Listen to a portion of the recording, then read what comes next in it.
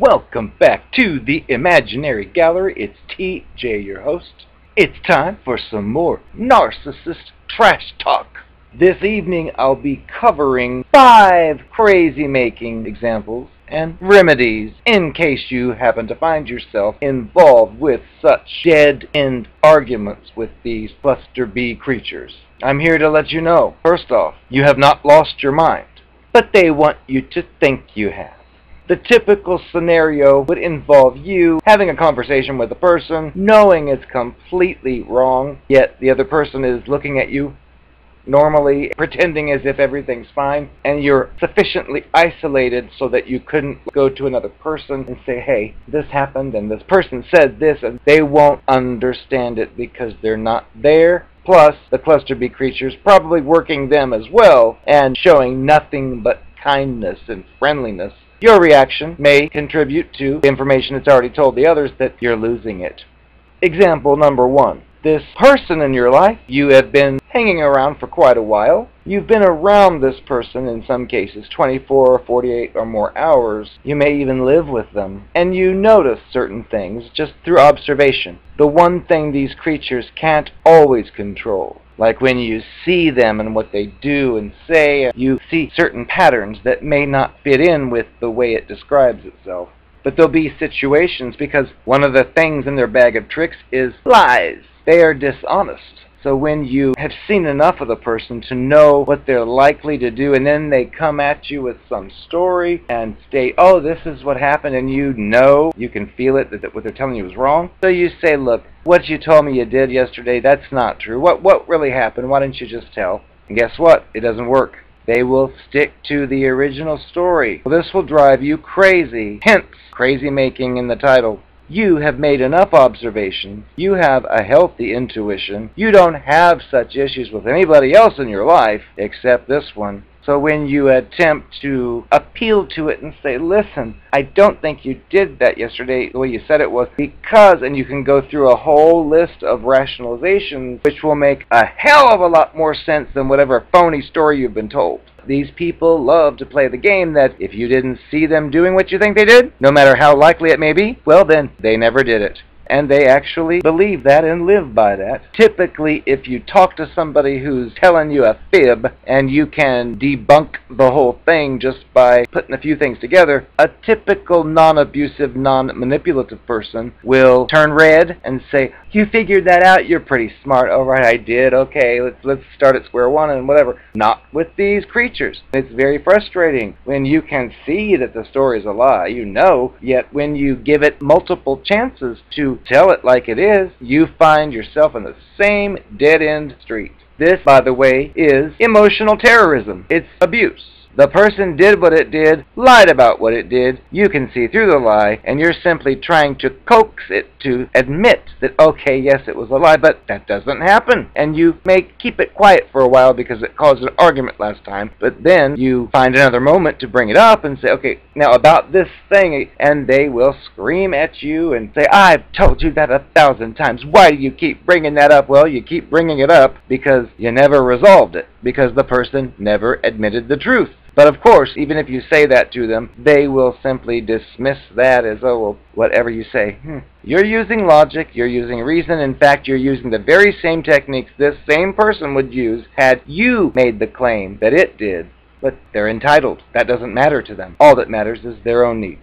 Number 2 on the list, situations where you found yourself with such a creature. Maybe you make love and it's really great and you like that, and maybe the person's successfully love-bombed you to the point you feel kind of special, but there's always that nagging doubt you have about that one situation or that one circumstance that never really made sense despite the retarded excuses you were given. A lot of times these people are very convincing, and they'll try to convince you with gaslighting that you're just mistaken and you just need to accept the fact this is how this person is. And you may listen to that and buy into it because part of you wants to, due to the slot machine syndrome, meaning you spent this much time with this person for so long, you don't just want to step away from that slot machine because you did get some treats earlier, but they kind of stopped. So you hang in there. Many times we find ourselves questioning our own motivations, our own desires, and setting ourselves up mentally to be in a permanent relationship with one of these people if they say they want that. We may think they're asking too fast, but at the same time may think that, well, maybe we're just being too jaded because of a previous cluster B creature. Maybe I should listen and give this person a chance. You can go back and forth in your mind and come to conclusions where you're ready to end everything, but then at the same time, it makes sense when they say, I can't believe after all we've done, you're going to end it over this, which they use a lot. So you will battle yourself internally as well, which when it's all over and you find out what was really going on, the joke's on you. And it's a weird feeling. There's no way to explain it because it's like a delayed reaction. At the moment you're feeling it, you think something's wrong, you're told constantly it's not, and then way down the line you find out it was actually 100% accurate. But by that point, your brain's all scrambled because you had it figured out in day one, but you were gaslighted, misled, crazy-made into thinking that your perceptions were off. Keep in mind, your perceptions weren't off, but you're now messed up because of this, so be glad if it's gone. The third one's an example of a controlling conversation I've been a part of fairly recently, where you are with another person, you will tell them of something that may not fit in with their worldview or their understanding of the way reality is. If you make a discovery, for example, like one of these shootings wasn't actually authentic and has a lot more to it, but when you try to discuss that with the person, they will cut you off and say, I don't want to hear that. I love my fake reality. I don't want anybody to tempt me to think otherwise, and they'll shut you down. I had that happen more than once. And I didn't like it because I thought about it later. So the next time I did the same thing and got a similar reaction, I said, that right there is bullying. I am giving you information. You don't have to accept it, believe it, or disbelieve it. I'm just another human being sharing some information with you about a matter that may apply to all of us. I don't deserve to be shut down just because you don't like the way it starts to sound. Well, I said that, and the person in return said, don't you tell me what to do. Now, what's the problem there? Typically, we may just cower away and say, never mind, and then not bring it up again because we've been bullied. Or do we think about it rationally and realize the fact here is you can leave the interaction. Just so you know, you were simply opening up with free information. The other person is the one who shut you down. So in effect, the other person had said, don't say any more. You, again, weren't doing anything wrong. When you bring that to their attention and say that right there is bullying, they may say, don't you tell me what to do. The point is, this person told you what to do first by silencing you. Does that make any sense? No, it's crazy making. If that happens to you, keep the thought to yourself and just get out of there, because you can sit there for hours trying to explain what I just explained, and you won't get anywhere with these types. Number 4, you may find yourself dealing with one of these liars that has hooked you into their life in some way, which makes it difficult to just walk away after so much has happened so far. Your goal is to be optimistic and hope that you can improve this one little part that's wrong, because the other parts might seem right. A lot of times, you may come up with a conclusion about a specific person and tell them, look, I think this is the way it is, and yet you'll be told, oh, that's completely wrong, you're off. But then you may seek outside assistance from a friend, a relative, a peer, and you may get validation for your concerns. Maybe the person even knows this other person. But then when you have the argument the next time, you may say, look, I talked to so-and-so, and even she said that you do blah, blah, blah. Then you'll be hearing, oh, she's lying to you. Oh, she's just making that up. Oh, she's being two-faced.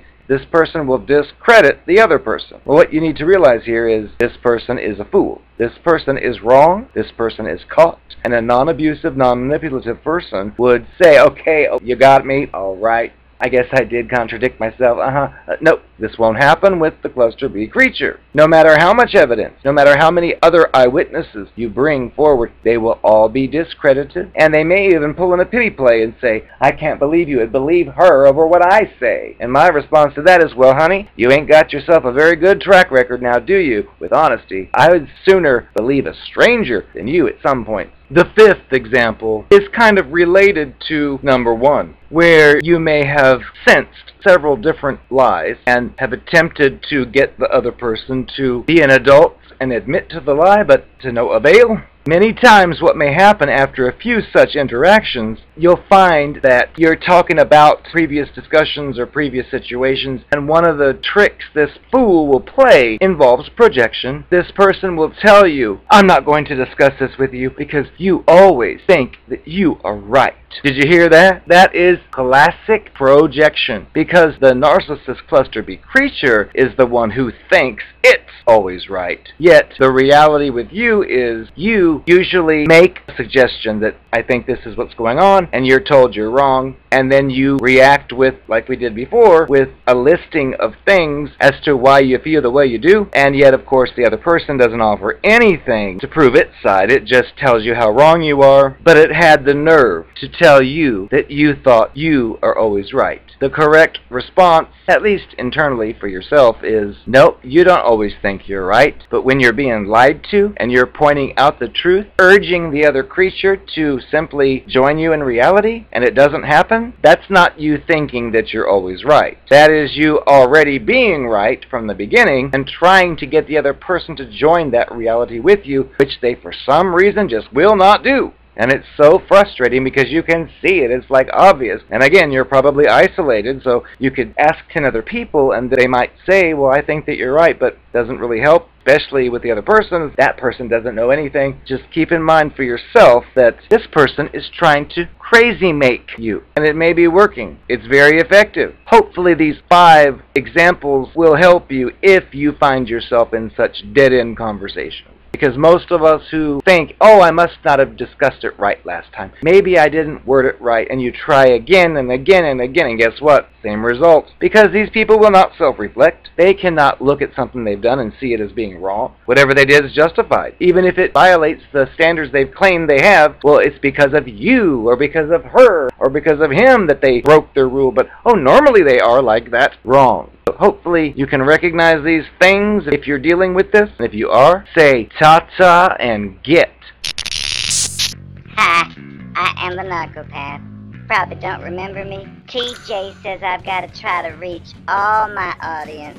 So far I've tried to focus on the ones that I scammed into loving me. There were some of you out there that didn't take my bait. Remember how we met so innocently in our high school classroom? We listened to music together after class. I complimented you on your haircut. You complimented me on my teeth. I thought it was going to work with them. Also, I knew your parents were rich. I knew they'd probably leave you some of that, so I tried to date you. At first, just acted casually. We went out here and there as friends.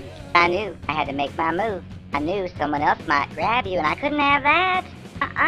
After I did my preliminary work on you, you were the one, at least financially and circumstantially. I tried to tell you on several occasions. After we spent the afternoon together, I was telling you how much I felt for you and how I really want to be your girlfriend. You weren't having it. I don't know what the problem was because, face it, who would turn this down for a girlfriend? Nobody in the right mind. There's something wrong with you there, too. I tried.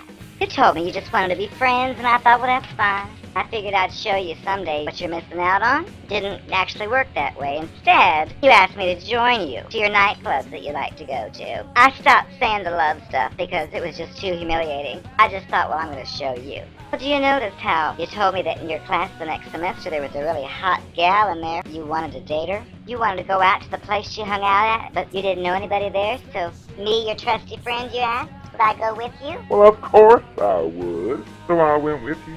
See this gal? I just acted like I was happy for you, even though I would have ripped her heart out, but instead played it my way. I was my usual fake, charming self. The moment you excused yourself to go to the restroom, I made my move.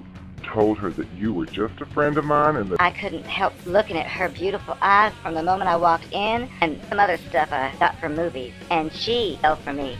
I told her I'm a lesbian. I'm just here with him for fun. He's queer. He doesn't like girls. I said, he's not ready for a relationship with anyone, but I am. Would you like to go out sometime? And she, of course, said yes. You didn't know any of this, so it was perfect. Next time you called me, I was busy. I was with her, and you wondered why. Like you didn't know her last week, and now you're her best friend? Because I started being with her every time you called. You deserved it. You turned me down. I don't accept that. Because you turned me down, I took away the girl you wanted. I'm smarter than you, anyway. You forgave me when it didn't work out later, and asked me again to join you for yet another chick that you thought was sexy. What did I do? Oh, nothing like last time. I don't know how that happened. She forced me. She must have some kind of mind control going on me. Well, exact same thing. When you had to go to the restroom, I made my move, and like clockwork, we had plans the next night, which we didn't tell you about because we didn't want you to be upset. We're in control of your emotions. I turned her into a lipstick lesbian like me, and we got it on all night and laughed about you and how small your little thing is. You blew it. You will never turn down the Narcopath and get away with it.